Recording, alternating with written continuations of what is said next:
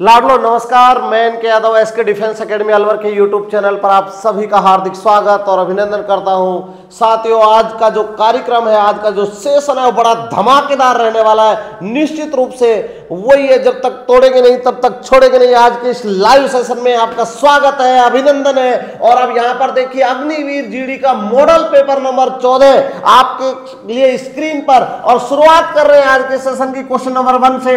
भारत में अंग्रेजी शिक्षा की शुरुआत किसने की?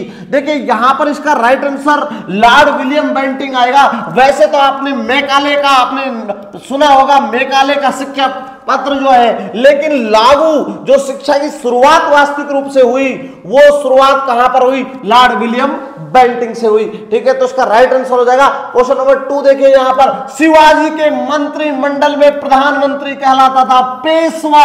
प्रधानमंत्री क्या कहलाता था? पेशवा कहलाता था। बहुत इंपॉर्टेंट क्वेश्चन है, बेहद इंपॉर्टेंट। क्वेश्चन नंबर 3, सुरक्षा परिषद के स्थायी देशों की संख्या।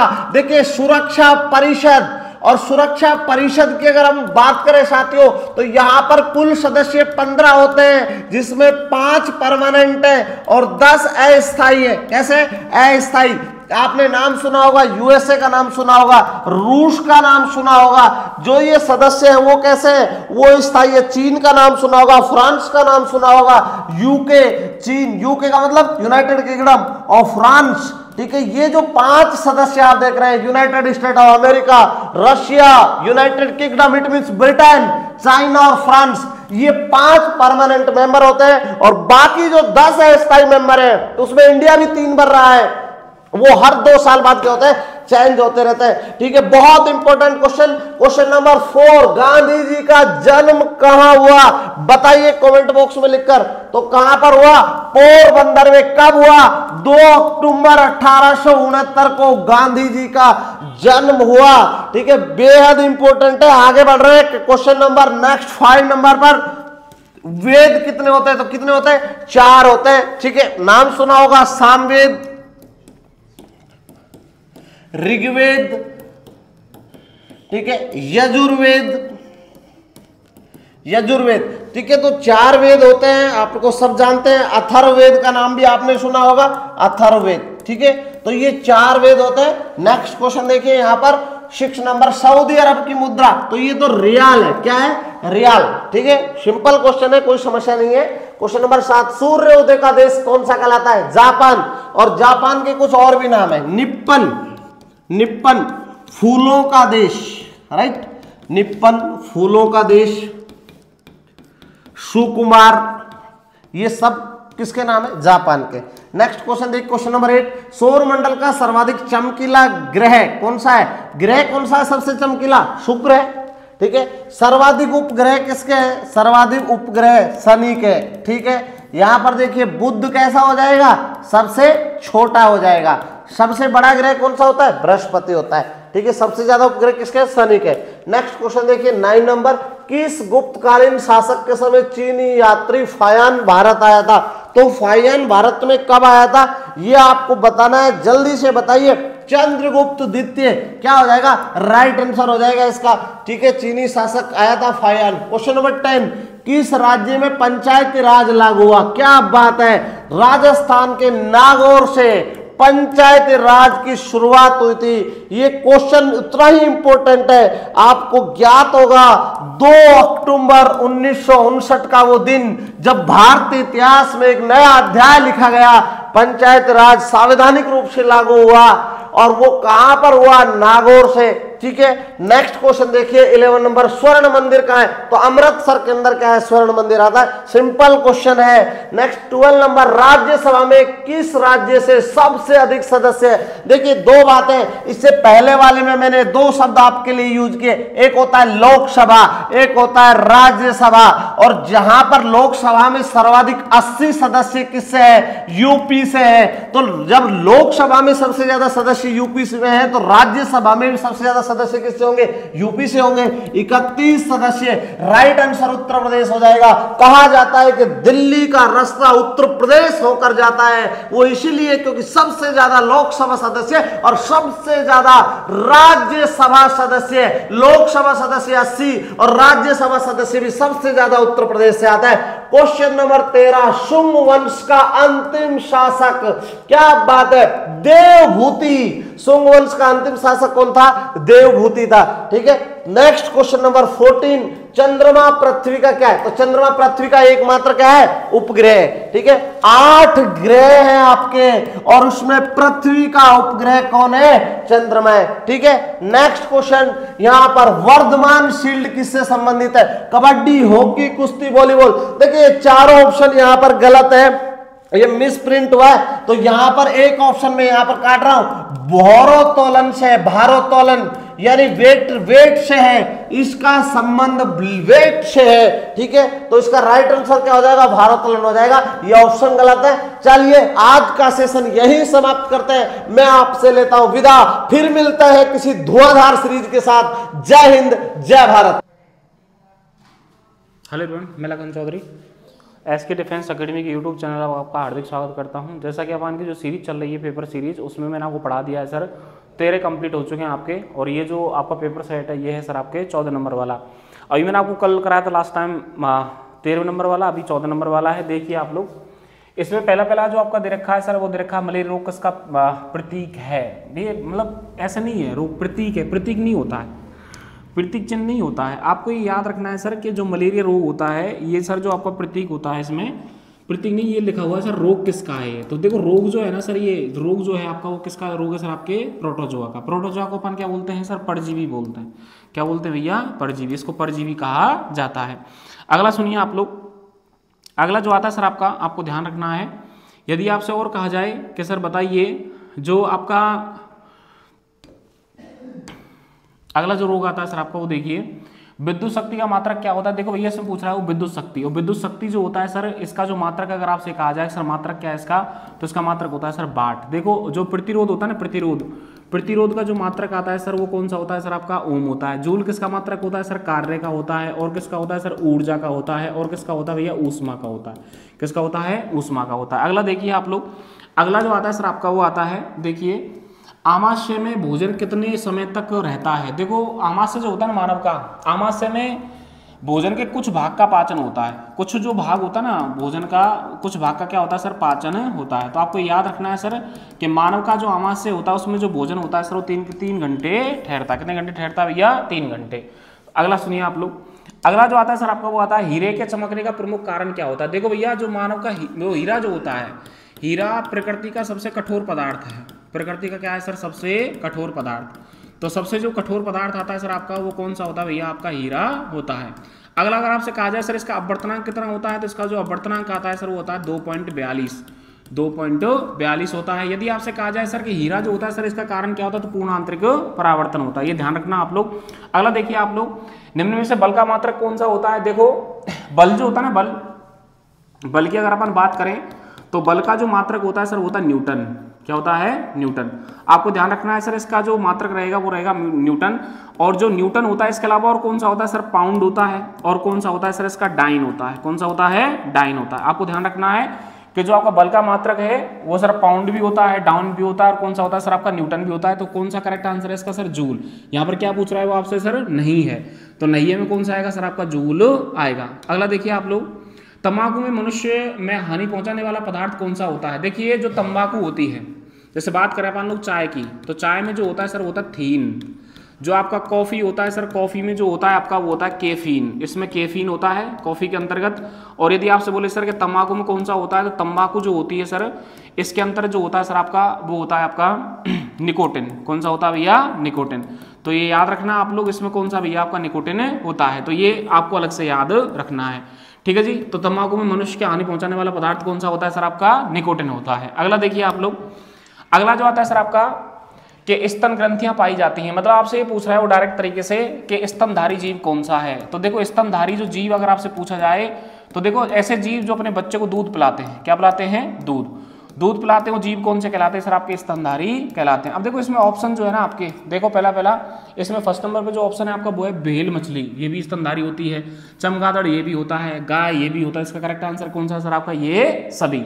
अगला सुनिए आप लोग, अगला आता है सर आपका, निम्न में से कौन सी धातु अधिकतम क्रियाशील होती है। देखो अगर इनकी बात करें मान लो इन सब की, तो इसमें क्या क्या लिखा हुआ है सर आपका? सिल्वर लिखा हुआ है, सर आपका इसमें पारा लिखा हुआ है, इसमें सर आपका क्या लिखा हुआ, कॉपर लिखा हुआ है, इसमें क्या लिखा हुआ सर आपका सोडियम लिखा हुआ। देखो ये जो होता है ना आपका Ag, ये तो किसका प्रतीक चिन्ह होता है सर, चांदी का होता है। Hg जो होता है किसका होता है सर, पारे का होता है। पारा का पान क्या बोलते हैं सर, मरकरी बोलते हैं। क्या बोलते हैं, मरकरी। Cu जो होता है सर किसका होता है, तांबे का होता है। तांबे का पान क्या बोलते हैं सर, जस्ता बोलते हैं। क्या बोलते हैं, जस्ता। और Na जो होता है सर किसका होता है भैया, आपके सोडियम का होता है। किसका होता है, सोडियम का। तो आपको याद रखना है सर कि आपका जो सोडियम होता है ना, ये ऐसी धातु होती हैं जिनको सर अपन लोग केरोसिन में या जल के अंदर, सॉरी जल के अंतर्गत क्या रखते हैं सर, इनको अपन लोग मतलब डुबो के रखते हैं। क्यों रखते हैं, क्योंकि सर ये क्रियाशील होती है। कैसी होती है, क्रियाशील। तो ध्यान रखना आप लोग, जो सोडियम है आपका वो सर कैसा होगा सर, यहाँ पर क्रियाशील होगा। इसको जल के अंदर डुबो के रखा जाता है। अगला देखिए आप लोग, पीतल जो होता है निम्न में धातुओं का मिश्रण होता है। देखिए आपको याद रखना है सर, जो पीतल है आपका, पीतल जो होता है आपका, यह है मिश्र धातु। क्या है आपकी, मिश्र धातु। और मिश्र धातु का मतलब क्या होता है, ऐसी धातुएं जो सर मिश्रण से बनाई जाती हैं। जैसे मिश्रण हो किसी चीज का, दो धातु को मिलाकर बनाया जाता है, उसको अपन मिश्र धातु बोलते हैं। अब इसमें दो धातु भी हो सकती हैं, तीन धातु भी हो सकती हैं। तो देखिए आप लोग यहाँ पर जो लिखा हुआ पीतल, तो पीतल जो होता है सर आपके किसके मिलकर बना होता है सर, तांबा प्लस जस्ता। ये दो जो धातुएं होती हैं उनसे मिलकर बना होता है। तांबे का प्रतीक चिन्ह होता है Cu और जस्ते का क्या होता है सर आपका, Zn होता है। क्या होता है, Zn। तो इसका प्रतीक चिन्ह कौन सा है यहाँ पर, तीसरे नंबर वाला। तो आपको याद रखना है कि Cu प्लस कौन सा, Zn। ये इन दोनों से मिलकर क्या बनता है, आपका पीतल बनता है। अगला देखिए आप लोग, अगला आता है सर, पदार्थ का ठोस अवस्था से सीधा गैस अवस्था में परिवर्तित होना कहलाता है। तो इसमें बात कर रहा है वो आपसे सर किसकी, ऊर्ध्वपातन की। देखो होता क्या है सर कि ठोस जो होता है आपका, वो पहले किस में आता है सर, द्रव में आता है। द्रव फिर किस में जाता है सर, आपके गैस में जाता है। तो ठोस क्या हो गई सर, आपकी बर्फ हो गई। द्रव क्या हो गया आपका, पानी हो गया। और गैस क्या हो गया सर, आपका वाष्प हो गया। इसको अपन बोलते हैं भाप। इस प्रकार से अब इसमें क्या बोल रहा है वो आपसे कि सर इसमें अगर अपन किसी ठोस को गर्म करेंगे तो सीधा वो किस में आ जाए सर, आपके गैस में आ जाए। मतलब ये अवस्था का लोप हो जाए इसका। तो आपको याद रखना है सर कि जो आपका जो पदार्थ होता है, यदि ठोस अवस्था से सीधा आपके गैस अवस्था में आ रहा है तो क्या कहलाएगा सर, वो ऊर्ध्वपातन कहलाएगा। क्या कहलाएगा आपका, ऊर्ध्वपातन। अगला देखिए आप लोग, अगला आता है सर, समतल दर्पण का फोकस दूरी होती है। तो आपको याद रखना है सर कि समतल जो दर्पण होता है आपका, समतल दर्पण का मतलब क्या होता है, ऐसा दर्पण जिसके एक पृष्ठ को अपन लोग इस प्रकार से पेंट कर देते हैं और जो दूसरा पृष्ठ होता है सर किसका काम करता है, परावर्तक पृष्ठ का काम करता है। वह दर्पण कौन सा कहलाता है सर, आपका समतल दर्पण कहलाता है। तो आपको याद रखना है सर कि समतल दर्पण जो होता है इसकी जो फोकस दूरी होती है वो सर कैसी होती है, अनंत होती है। कैसी होती है, अनंत। अगला देखिए आप लोग, सबसे बड़ी पाचन ग्रंथि कौन सी होती है। देखो इसमें क्या पूछ रहा है वो आपसे, पाचक ग्रंथि के बारे में चर्चा कर रहा है। देखो जैसे अपन बात करें तो शरीर में जो पाचक ग्रंथि होती है, मानव शरीर में पाचक ग्रंथि जो होती है आपकी, उनकी जो संख्या होती है सर आपकी वो होती है 3। पहली जो आती है सर उसको अपन बोलते हैं लार ग्रंथि, लार ग्रंथि बोलते हैं। सेकंड नंबर पे जो आती है सर अपन उसको बोलते हैं यकृत, इसको अपन बोलते हैं लीवर, इसको लीवर कहा जाता है। तीसरी जो आती है सर उसको अपन बोलते हैं अग्नाशय। तो आपको याद रखना है सर, देखो लार ग्रंथि में क्या बनती है सर, लार बनती है और लार का जो पीएच मान होता है सर वो होता है 6.8। अगला आता है सर यकृत, यकृत में बनता है आपका पित्रस, पित्रस जो होता है सर ये पाचन में भाग लेता है आपका। और अग्नाशय ग्रंथि बनता है अग्नाशय रस, और अग्नाशय रस जो होता है इसको पूर्ण पाचक रस कहा जाता है। तो आपको याद रखना है सर कि अग्नाशय रस जो है किस ग्रंथि में बन रहा है, अग्नाशय में बन रहा है, इसलिए इसको सबसे महत्वपूर्ण पाचक ग्रंथि माना जाता है।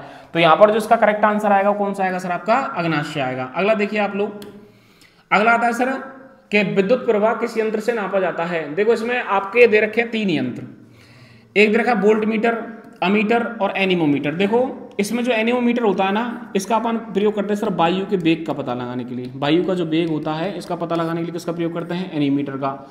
एमीटर जो होता है सर किसको मापता है, विद्युत धारा को। विद्युत धारा को मापने वाला जो यंत्र होता है कौन सा होता है, आपका एमीटर होता है। अगला आता है वोल्ट मीटर। तो आपको ध्यान रखना है सर कि जो विभव को मापता है, विभव या इसको अपन बोलते हैं विभवांतर, विभव या विभवांतर को जो मापने वाला होता है कौन सा होता है, आपका वोल्ट मीटर होता है। इसका करेक्ट आंसर है सर आपका सेकंड। देखो यहाँ लिखा प्रवाह, प्रवाह का मतलब क्या होता है सर, धारा। क्या होती है, धारा। ठीक है जी। तो डायरेक्ट पूछ रहा है आपसे वो कि विद्युत धारा को किस यंत्र से मापा जाता है, तो कौन सा होगा सर, वो आपका एमीटर होगा। अगला देखिए आप लोग, अगला आता है कि शरीर में रक्त का संग्रहण कहाँ पे होता है, मतलब जो रक्त है वो कहाँ पे स्टोर होगा शरीर के अंतर्गत। तो देखिए आप लोग, इसमें पहला लिखा हुआ सर यकृत, यकृत में नहीं होता।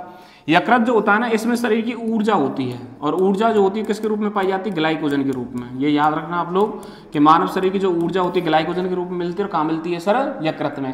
अगला लिखा हुआ सर आपका प्लीहा। तो हाँ आपको याद रखना है सर कि प्लीहा जो होता है ना, इसको अपन बोलते हैं ब्लड बैंक। शरीर का जो ब्लड बैंक होता है वो कौन सा होता है सर? आपका प्लीहा होता है। और लिखा हुआ अस्थि मज्जा, तो अस्थि मज्जा में तो रक्त का निर्माण होता है, इसको बोन मैरो कहा जाता है। इसमें क्या होता है? निर्माण होता है। हृदय रक्त को पंप करता है, इसमें बनता नहीं रक्त को क्या करता है सर? पंप करने का काम जो करता है वो कौन सा होता है सर? आपका हृदय होता है। तो आपको ध्यान रखना, प्लीहा को अपन क्या बोलते हैं सर? ब्लड बैंक कहा जाता है। तो करेक्ट आंसर कौन सा है सर इसका? सेकंड नंबर वाला। अगला देखिए आप लोग, निम्न में से कौन सी धातु पानी में तैरती है? तो यहाँ पे बात किससे कर रहा है वो? तैरने का मतलब क्या होता है? हल्की धातु। हल्की धातु, ध्यान रखना आप लोग, ऐसी धातुएं या ऐसी कोई वस्तु जिसका जो घनत्व होता है, यदि वो पानी के घनत्व से कम होता है तो पानी में तैर जाती है वस्तु। देखो सबसे जो हल्की धातु आती है सर वो कौन सी होती है? आपकी लिथियम होती है। कौन सी होती है? लिथियम, सबसे हल्की धातु। तो हल्की धातु मतलब क्या होता है सर? कि इसका घनत्व जो है सर वो पानी घनत्व से कैसा होता है? कम होता है, इसलिए पानी में तैर सकती है। अगला था चांदी। चांदी का प्रतीक चिन्ह होता है सर Ag। आपको याद रखना है सर एल्यूमिनियम, इसका प्रतीक चिन्ह होता है सर Al। इसको बोलते हैं अपन लोग भविष्य की धातु। भविष्य की धातु, तो भविष्य की धातु जिसको अपन कहते हैं वो कौन सा होता है भैया? आपका एल्यूमिनियम होता है। तो ध्यान रखना आप लोग, लिथियम जो होती है सबसे हल्की धातु होती है। तो यहाँ पर सवाल हो गया आपके 30। तो ये वाला पेपर सेट आपका कंप्लीट होता है। कमेंट करो अच्छे वाले, लाइक ठोको और शेयर करो, और इसको पढ़ना अच्छे से, इसमें से आपके सवाल आएंगे। थैंक यू, धन्यवाद। लाडलो, जय हिंद। पेपर सेट जो 50 पेपर सेट की अपनी सीरीज चल रही है, पेपर सेट आपका 14 है। 14 में जो मैथ का पहला प्रश्न है और सेट का 31 नंबर प्रश्न है, निम्नलिखित में से अभाज्य संख्या। तो इसमें अभाज्य वो होती है जिसमें किसी संख्या का भाग नहीं जाए। क्या नहीं जाए?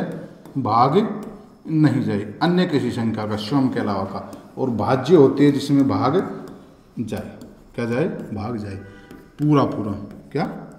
पूरा भाग जाए। क्या जाए? पूरा भाग जाए। ठीक। तो इसमें से अभाज्य संख्या आएगी आपकी, जब इसमें से अपन कैलकुलेशन करेंगे, सोल्व करेंगे, किसी भी संख्या का भाग देंगे तो 373 अभाज्य संख्या। क्या है आपकी? अभाज्य संख्या। ये सब आपकी भाज्य संख्या। क्या है? भाज्य। इनमें किसी संख्या का पूरा भाग जा रहा है। अगला प्रश्न है आपका, 1 और 32 के बीच सभी विषम संख्याओं का योग। तो इसमें 1 और, देखो प्रश्न की लैंग्वेज पढ़ना, 1 और 32 के बीच सभी विषम संख्याओं का योग पूछ रहा है आपसे।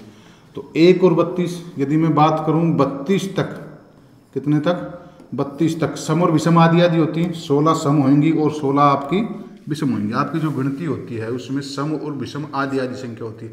जैसे 100 तक की बात करूं तो उसमें 50 सम और 50 विषम। 10 तक की बात करूं तो 5 सम और 5 विषम। ठीक। तो 32 तक आपकी 16 तो सम संख्या होंगी और 16 ही आपकी क्या होंगी? विषम।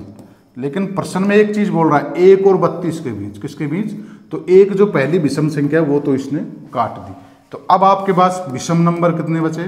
15। मतलब 15 आपके पास विषम संख्या बची। और विषम संख्या का योग होता है आपका तरीका सूत्र करने का n²। क्या? n² है। तो आपके पास 15 है, 15 का स्क्वायर आएगा आपका 225। 15 का स्क्वायर आपका आएगा कितना? 225। ये इसमें मिस प्रिंट है यहाँ पे, तो 225 आपका आंसर आएगा विषम संख्या। यदि सम की पूछे तो सम के योग का सूत्र होता है आपका n कोष्टक n+1। क्या होता है? n कोष्टक n+1। अगला प्रश्न है आपका 25 पैसे 6 रुपये। 25 पैसे हैं जो 6 रुपये का कौन सा भाग है? 25 पैसा है और आपका है नीचे 6। ये पैसा है तो इसको भी इकाई बराबर कर लो, पैसों में बदल लो। 1 रुपये में 100 पैसे हैं तो 6 पैसों में कितने हो जाएंगे? 600। देखो 25 से कम 25, और 25 से ये कटेगा कितने बार? 24 बार। तो 1/24वां भाग है। कौन सा है लाड़ लो? 1/24वां भाग। ठीक। अगला प्रश्न है आपका 36, 54, 63 का मैच है। महत्तम समापत्ति निकालना आपको, HCF हाई कॉमन फैक्टर। तो अलग अलग गुणनखंड करेंगे। 36 का किया पहले, 2 से डिवाइड किया 18, 2 से किया 9, फिर 3 से किया 3, 3 से किया 1, भाग देना नीचे 1 1 आ जाए वहाँ तक। अगला है आपका 54, 2 से 27, 2 का जाएगा नहीं, 3 से 9, 3 से 3 और 3 से 1। अगला आपका 63, देखो 3 का जाएगा 21, 3 का दिया 7 और 7 का दिया 1।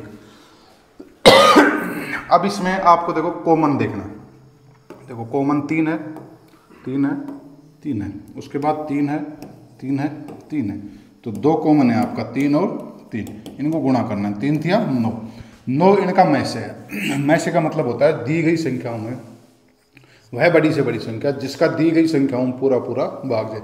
ये 9 है जो सबसे बड़ी संख्या है, कौन सी आपकी सबसे बड़ी संख्या है जिसका इन संख्याओं में पूरा पूरा भाग जा रहा है। तो 9 से ऐसी छोटी भी संख्या है जिनका इनमें भाग जाएगा, लेकिन 9 सबसे बड़ी संख्या जो इन तीनों संख्याओं को पूरा पूरा भाग जाएगा, तीनों संख्याओं में।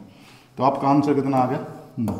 अगला प्रश्न है, प्रथम 10 अभाज्य संख्याओं का औसत बताइए। पहली 10 अभाज्य संख्या, तो लाड़ दो पहली 10 अभाज्य संख्या है आपकी 2, 3, 5, 7, 11, 13, 17, 19, 23 और 29। ये आपकी 10 अभाज्य संख्या होगी। औसत का होता है राशियों का योग बटे राशियों की संख्या। क्या होता है? राशियों का योग बटे राशियों की संख्या, ये औसत का सूत्र होता है। तो अब इनका एवरेज कितना आएगा? इनका योग तो लाड़ दो आएगा कितना 129 और राशि आपकी कितनी 10, तो 129 में 10 का भाग देंगे 12.9, ये आपका औसत आएगा प्रथम 10 अभाज्य संख्याओं का औसत। अगला प्रश्न है 1206 का 1/3। देखो ये लाइन दे रखी है आपको, 1206 का 1/3 है जो 134 का कितने परसेंट है। आगे तुलना करवा रहा है आपसे। पहले तो 1206 का 1/3 निकालो। 1/3 का मतलब होता है 1/3। 1/3 निकाल दो, 3 से डिवाइड करोगे इसको 402 आ जाएगा। कितना आ जाएगा? अभी जो 402 है कौन सा 402 134 का कितने परसेंट है, ये आपसे तुलना करवा रहा है। क्या करवा रहा है? तुलना। क्या करवा रहा है? तुलना। और मैंने आपको पहले भी 2 प्रश्न आ चुके हैं 2 सीरीज में, जब प्रश्न आपकी तुलना का हो और जिस संख्या के साथ का लगा हो, क्या लगा हो? का कहाँ लग रहा है 134, वो संख्या आपकी आएगी कहाँ? बटे में नीचे, ठीक है। और जिसके साथ का ना लगा हो वो संख्या आएगी कहाँ? ऊपर। 134 से 3 बार कट गई, 3 को 100 से करेंगे तो 402 है जो 134 का कितना परसेंट है? लाड़ दो 300%, ठीक। अगला प्रश्न, यदि 16 वस्तुओं का विक्रय मूल्य, क्या है आपका? 16 वस्तुओं का विक्रय मूल्य 20 वस्तुओं के क्रय मूल्य के बराबर है। क्या है? क्रय मूल्य के बराबर। 16 विक्रय मूल्य 20 क्रय मूल्य, ठीक। अब आपको क्रय मूल्य और विक्रय मूल्य निकालना, तो ये दोनों पक्षांतर हो जाएंगे। 20 यहाँ पे क्रय मूल्य है तो ये आ जाएगा आपके विक्रय मूल्य के साथ, और 16 आपका विक्रय मूल्य है, ये आ जाएगा आपका क्रय मूल्य के साथ, ठीक है।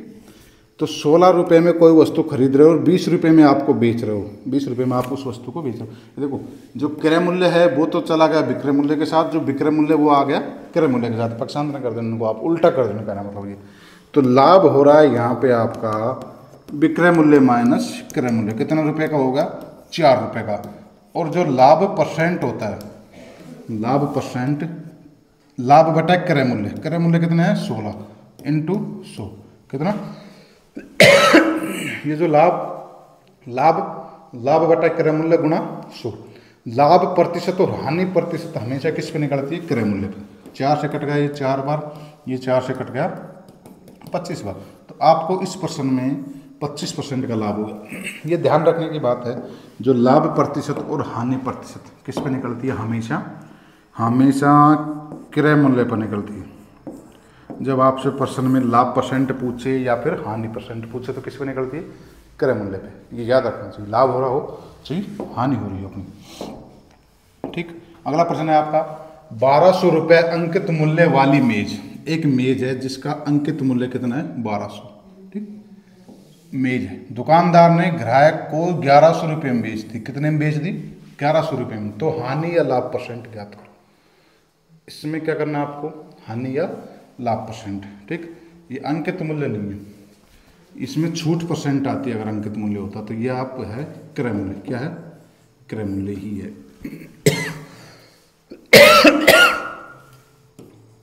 क्रय मूल्य आपका है 1200, बेच रहा है तो विक्रय मूल्य हो गया 1100। देखो इसमें आपकी क्या हो रही है? हानि। क्या हो रही है लाड़ दो?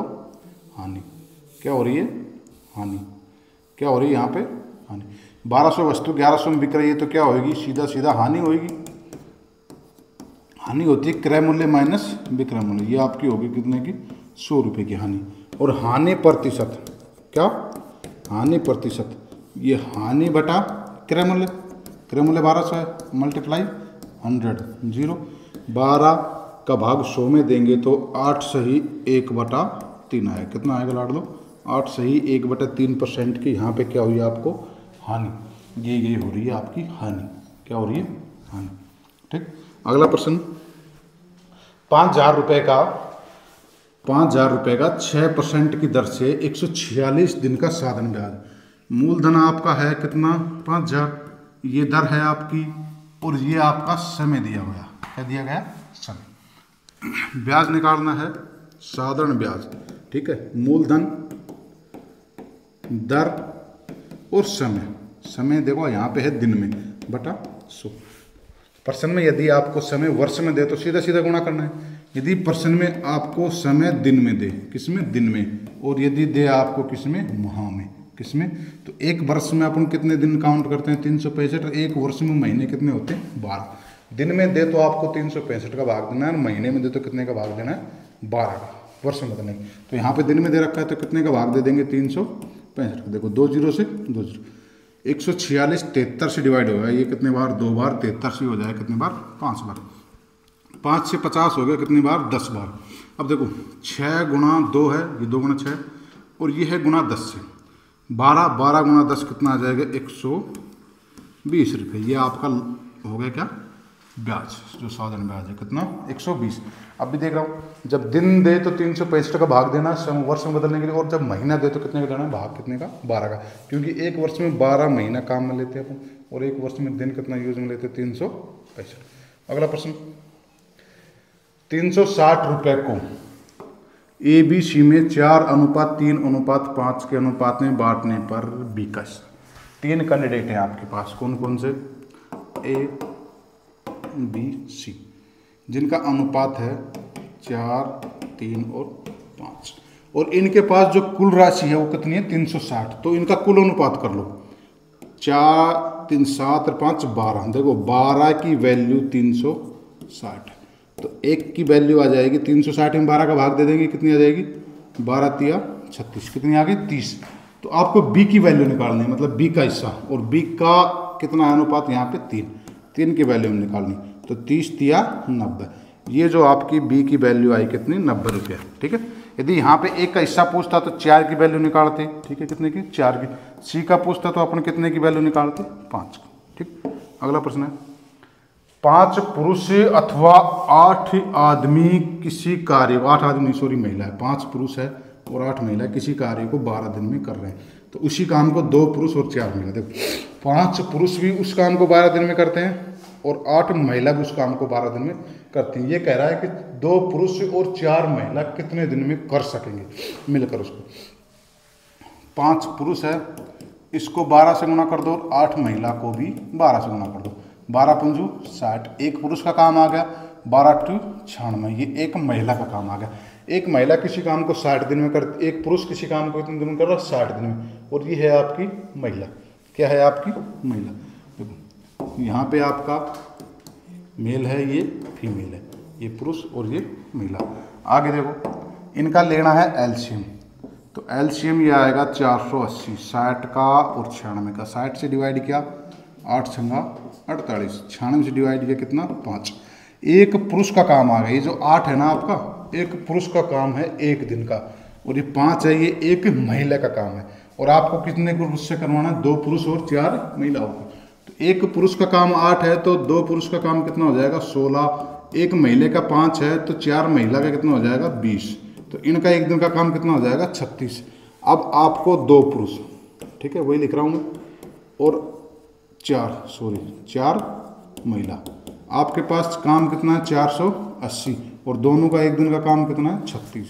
देखो 36 से डिवाइड करेंगे तो पहले तो इसको काट लो, 4 से 9 बार, और ये 4 से कट गया 120 बार, ठीक।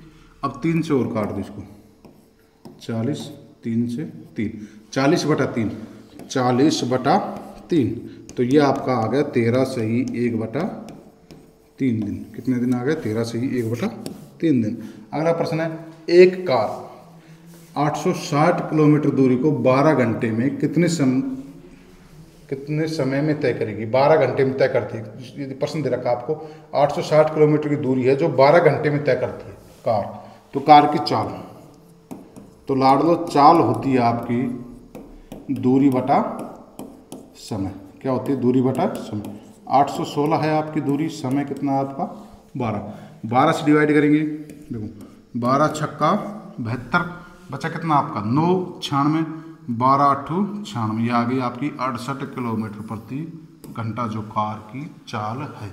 अगला प्रश्न है, कोस 0 डिग्री।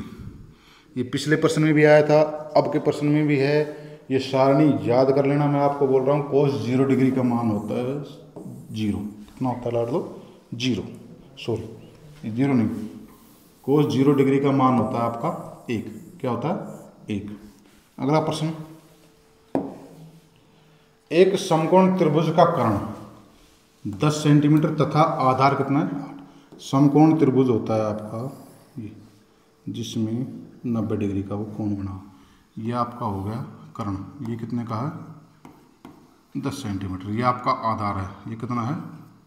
8 सेंटीमीटर। ठीक, ये लंब पूछा है, तो ऊंचाई है बोल दो आप, फिर लंब बोल दो।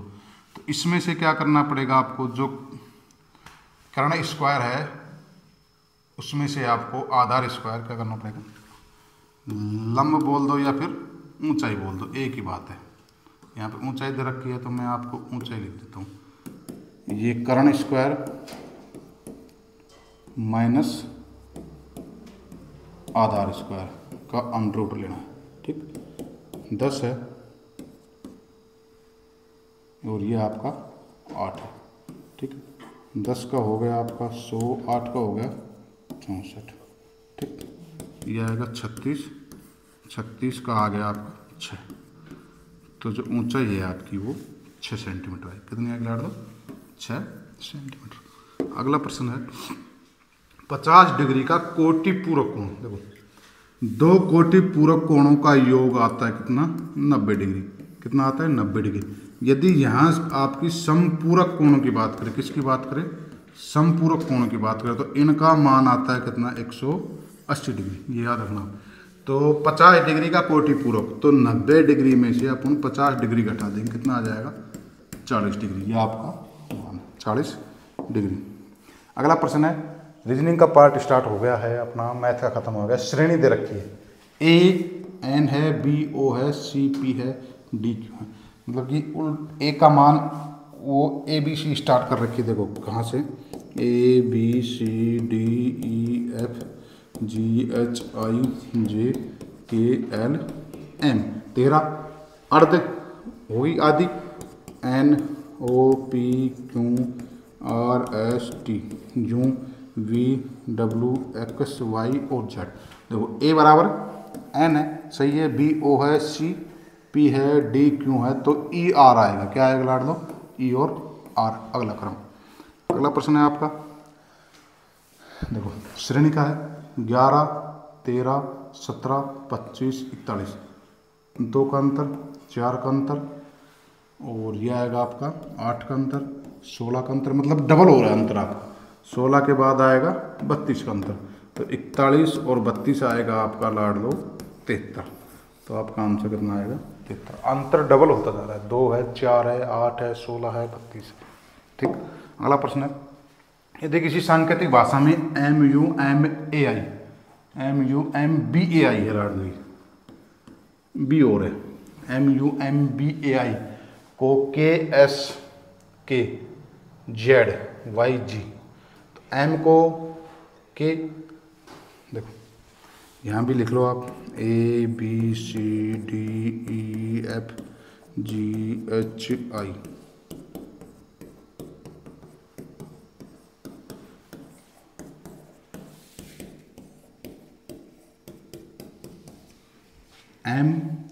एम को क्या कर रहा है?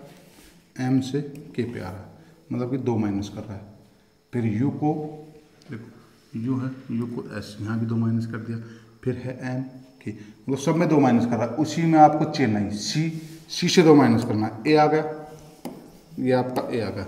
आगे है आपका एच, एच देखो 2 माइनस कर दो एफ, ये एफ आ गया। फिर ठीक है ई है, ई से 2 माइनस कर दो सी आ गया। क्या आ गया आपका? सी आ गया। फिर डबल एन है, क्या है आपका? डबल एन, तो डबल एन का आगे लगा दो एल, एल एल, ठीक। उसके बाद ए है, तो ए से अपन 2 माइनस करेंगे तो कितने पाएंगे? वाई पे, ये आपका आ गया वाई। उसके बाद है आई, आई से 2 माइनस करेंगे, ये आ गया आपका G. A F C double L Y G, A F C double L, A F C double L Y G, सब में 2 माइनस कर रहा है श्रेणीक्रम अनुसार। उसमें कूट भाषा एक्स और वाई भाई है, देखो ये एक्स वाई भाई है, बराबर पी डी, स्थिति बराबर आ गई दोनों की। पद ओदा जो भी बोले परिवार में बराबर है। पी और क्यों बहने हैं, पी और क्यों बहने, एक्स का पुत्र पी है, जो एक्स है ना इसका पुत्र है, जो एक्स का पुत्र है, जो क्यों का भाई है। किसका भाई है? क्यों का। एक्स का पुत्र है, यहाँ पे दे नहीं रखा, क्यों का भाई है। और जो क्यों है ना, क्यों और पी बहने हैं आपस में, क्या है? बहने, ठीक। माइनस हो गया, ये पुत्र है तो ये प्लस कर दो, मेल फीमेल प्लस माइनस कर लिया, ठीक। एक्स और वाई भाई है, भाई हो गए दोनों। पी और क्यों बहने हैं, ये पी और क्यों होगी। और जो आगे कह रहा है कि एक्स का पुत्र है जो आपका क्यों का भाई है, ठीक। तो आप बताइए कि वाई का पी से क्या संबंध है। जो वाई है ये पी का क्या लगेगी, ये तो इसकी मतलब संतान है सारी, तो ये इसका क्या लगेगा? पिता का भाई है तो चाचा, क्या लगेगा? चाचा। पिता का भाई है तो चाचा, ये आपका चाचा संबंध। अगला प्रश्न है जेड 26, जेड अपनी अंग्रेजी वर्णमाला में 26 पे आता है, ठीक। एन ये आपका 14 पे आता है, ई 5 पे आता है, टी कितने पे आता है? 20 पे, ठीक। 20, 14 34 और 5 39, ये भी सही है। तो N U T, N U T, N है जो आपका 14 पे है, यू है जो आपका 21 पे है, और टी है जो आपका 20 पे। इनका योग कर दो 41, 41 और 14 55, तो इनका मान आएगा कितने के बराबर? 55। तो लाड़ दो, पेपर अपने 14 कंप्लीट हो गए। ऐसे ही 50 पेपर सेट की सीरीज चल रही है जो आपको आने वाले पेपर में बहुत ही सहायता करेगी। जय हिंद, जय भारत।